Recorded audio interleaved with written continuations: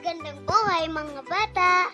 Tara, samahan ninyo akong matuto kasama si Teacher Aika, your online teacher. Please don't forget to subscribe, like, share, and hit the notification bell for more videos. Thank you! Revised K-12 Curriculum, EPP, Home Economics, Grade 5, Quarter 3, Lesson 7. Ang ating aralin ngayong araw ay tungkol sa kagamitan, kahalagahan at pamamaraan sa paggawa ng crochet stitches. Muli, ako si Teacher Aika, ang inyong online teacher. Simulan na natin! Mga kasanayan. 1. Natutukoy ang mga kagamitan sa crochet stitches. 2. Nakakagawa ng crochet stitches. 3. Nasusunod ang mga wastong pamamaraan sa pagbuo ng crochet stitches. Unang araw. Panuto, ipahanap sa mga mag-aaral sa loob ng puzzle ang ilang mga kagamitan sa paggawa ng embroidery. Ito ay maaaring nakasulat ng pababa, pataas, baliktad, maayos o diagonal. Narito ang mga salita na inyong hahanapin.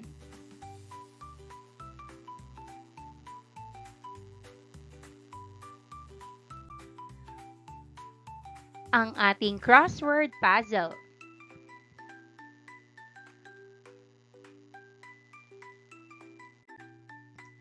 Narito naman ang mga sagot.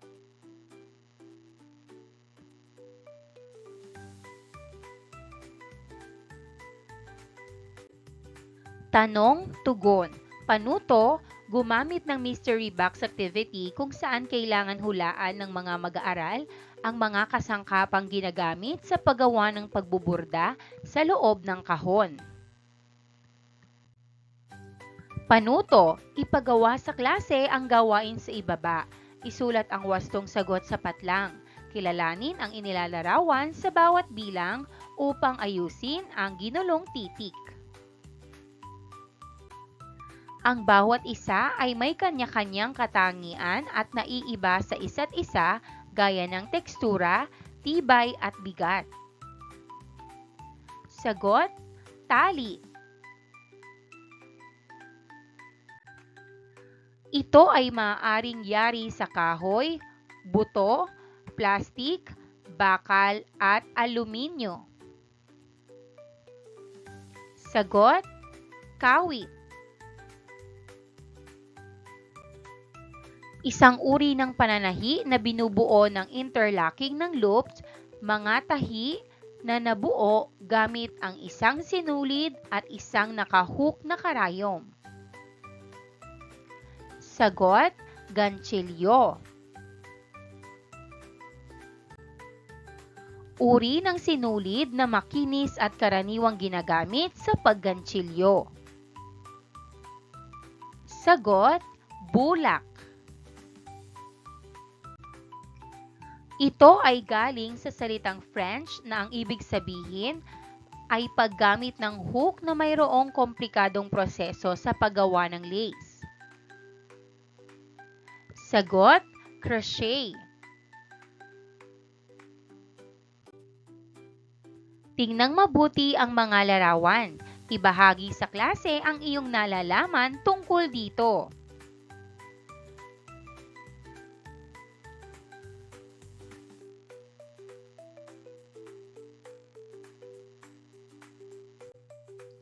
Gabay na tanong. A. Anong gawain ang ipinapakita ng mga larawan? Sagot, ipinapakita sa larawan ang mga sinulid, hook at mga gawa sa yarn tulad ng puso. 2. Ano ang kahalagahan ng mga nabanggit na kagamitan sa pagganchilyo o crochet?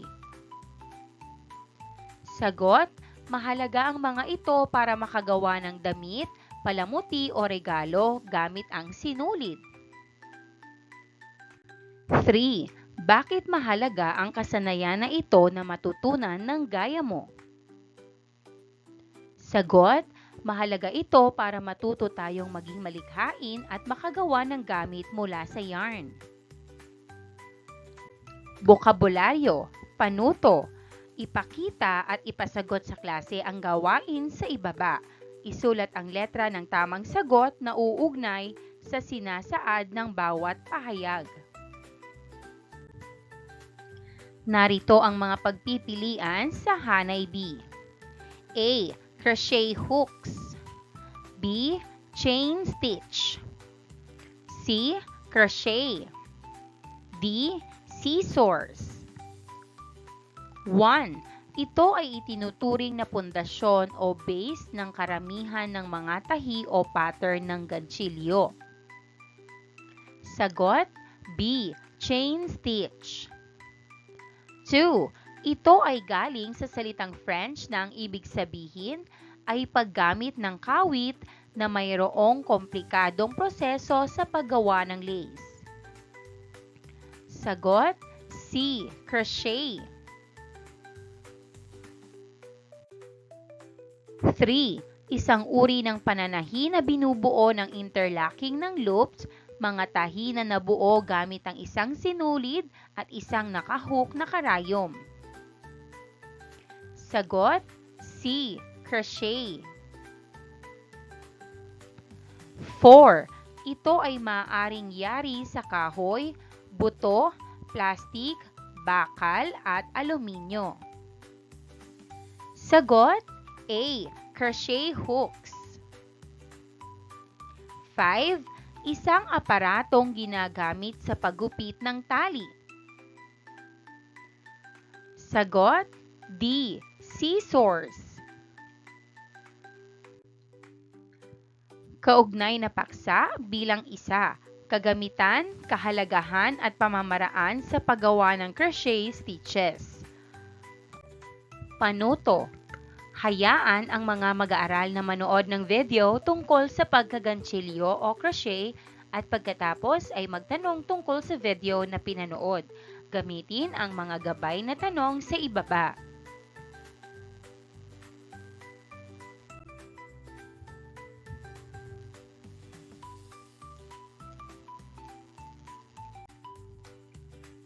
Mga tanong. 1. Tungkol saan ang iyong napanood at isalaysay ang ipinakita sa video? Sagot, ang video ay tungkol sa paggawa ng crochet para sa mga baguhan. Ipinakita kung paano hawakan ang hook, hawakan ang yarn, at kung paano gumawa ng unang buhol at chain stitch.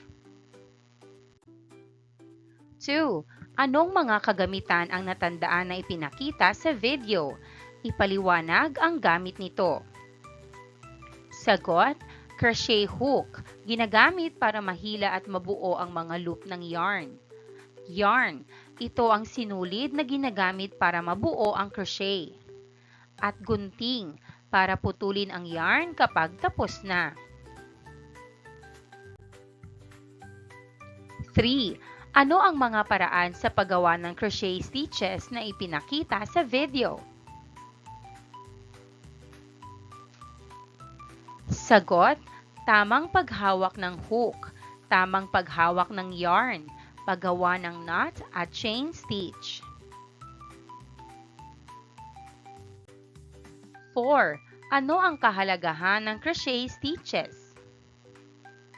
Sagot, nakatutulong ito para makagawa ng iba't ibang bagay tulad ng coaster, bag, at damit. Dumako na tayo sa paggamit ng yarn at hook sa paggaganchilyo. 1. Walang mahirap at mabilis na paggamit ng hook at yarn. Ang karaniwang paraang ginagamit ay ang pencil grip. 2. May ilan naman ang ginagamit ay knife grip. Ang paghawak nito ay parang paghihiwa. 3. Upang mapanatili ang tensyon ng yarn, kailangan nakabalot ito sa paligid ng daliri ng kamay. 4. Sa larawan, sa kanan at kaliwang kamay ay may koordinasyon upang makontrol ang tensyon ng yarn. 5. Ang gitna ng kaliwang daliri ay ginagamit upang manipulahin ang yarn, habang ang index na daliri at thumb ang nagtatrabaho. 6. Sa paggaganchilyo ay maraming paraan na pwedeng gamitin kung saan ka magiging komportable. Maaaring subukan ang iba pang paraan. Tagubilin sa isang crochet project ay karaniwang ibinibigay gamit ang mga abbreviation na kung saan kailangan mabasa at may paliwanag. Ang mga sumusunod na abbreviations at kanilang kahulugan ay nahahati sa mga uri ng stitches at crochet instruction. Narito ang common crochet abbreviations.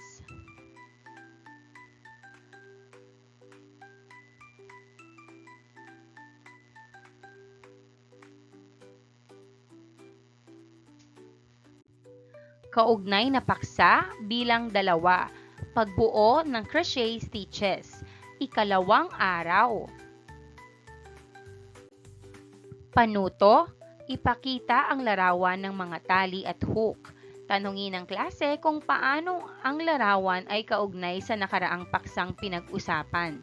Palawakin ang sagot ng klase sa pamamagitan ng mga gabay na tanong sa ibaba. A. Ano ang makikita ninyo sa larawan? Sagot, crochet or ganchilyo at sinulid. B. Sa palagay ninyo, maaari ba itong gamitin? Sagot, oo, maaari itong gamitin. C. Anong kagamitan sa tahanan ang maaaring mabuo mula sa mga taling ito? Sagot, basin, placemat, bag, kumot, o punda. D. Paano kaya ito mabubuo? Sagot, sa pamamagitan ng paggaganchilyo gamit ang kawit at sinulid. Panuto, ipapanood sa mga mag-aaralang isang video ng pamamaraan sa paggawa ng pot holder gamit ang mga tali at hook.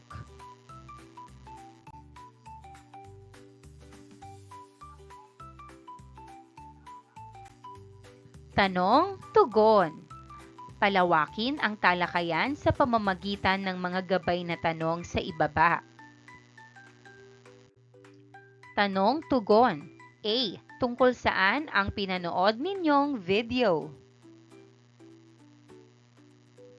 Sagot, ang video ay tungkol sa paggawa ng bilog na crochet o circle crochet.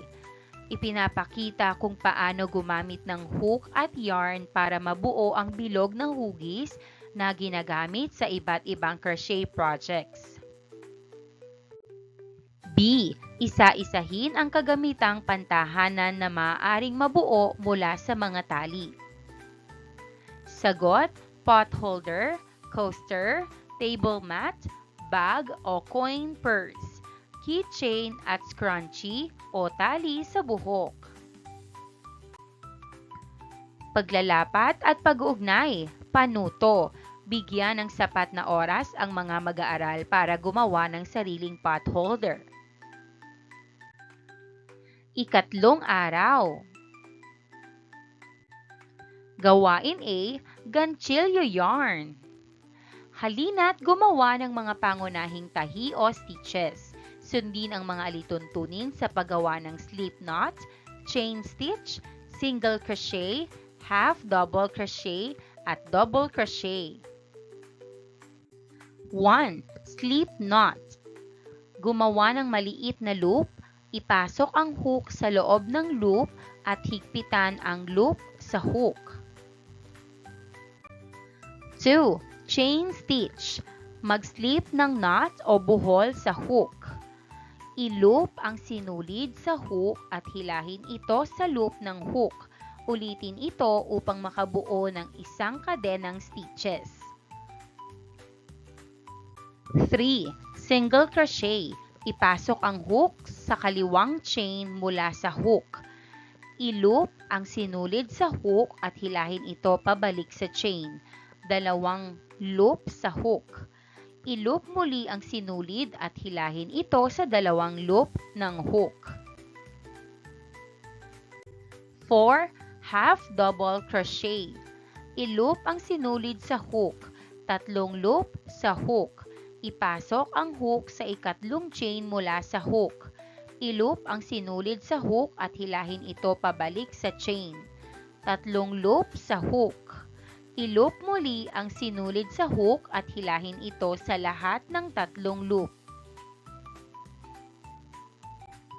5. Double crochet.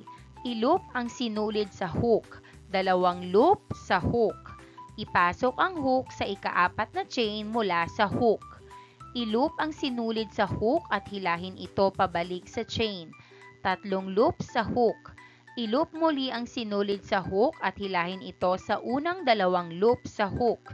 2 loop na lang ang natitira sa hook.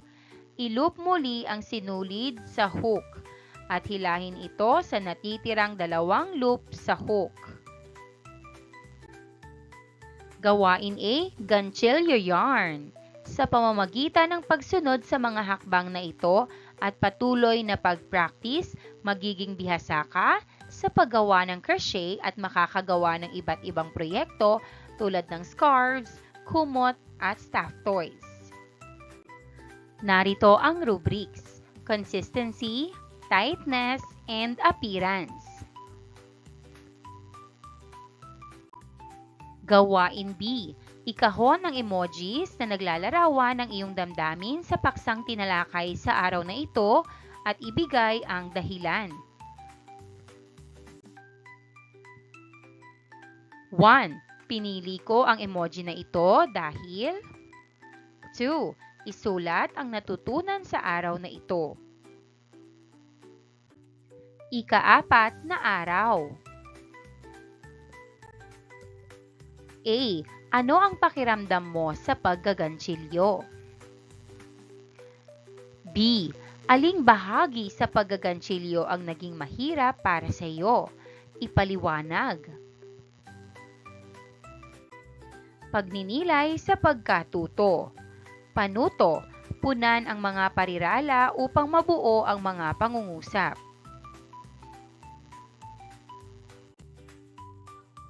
Natutunan ko na, napagtanto ko na, at gagamitin ko ang natutunan ko sa. Gawin ito sa inyong kwaderno. Pagsusulit, iguhit ang araw kung ang pangungusap ay tama at buwan naman kung mali ang pangungusap. 1. Ang yarn ay mayroong iba't ibang uri ng twist, laki at tekstura na maaaring pumili depende sa disenyo na gusto mo. Sagot, araw. 2. Ang ganchilyo, karayom ay hindi pinakamahalagang kasangkapan sa paggaganchilyo. Sagot, buwan. 3. Pag-aayos ay ang proseso ng paggamit ng 2 o higit pang mga needles sa loop yarn sa isang serye ng interconnected loops upang lumikha ng isang suot o tela. Sagot, araw. 4. Mahirap at mabilis ang paggamit ng hook at yarn. Sagot, buwan. 5. Crochet project ay karaniwang binibigay gamit ang mga abbreviation na kung saan kailangan mabasa at maipaliwanag. Sagot, araw. Gawaing pantahanan o takdang aralin. Magbibigay ng maikling paliwanag ang guro sa bawat bahagi ng project plan na gagawin ng mga mag-aaral. Pagkatapos ay ibigay ang gawain sa ibaba bilang kanyang takdang aralin. Gumawa ng project plan para sa ganchilyo, sling bag o phone case. 1. Layunin ng proyekto. Upang makabuo ng isang sling bag o phone case na gawa sa ganchilyo. Lumikha ng iyong sariling kulay at disenyo. Upang ipakita ang proseso ng paggawa ng ganchilyo. 2. Paglalarawan ng proyekto. 3. Mga gamit sa paggawa. 4. Gastos sa materyales. 5. Paraan ng paggaganchilyo. Maraming salamat sa panonood! Huwag kalimutang i-like at mag-subscribe para sa higit pang educational content. I-click ang bell icon para ma-update ka sa ating mga bagong video. Salamat!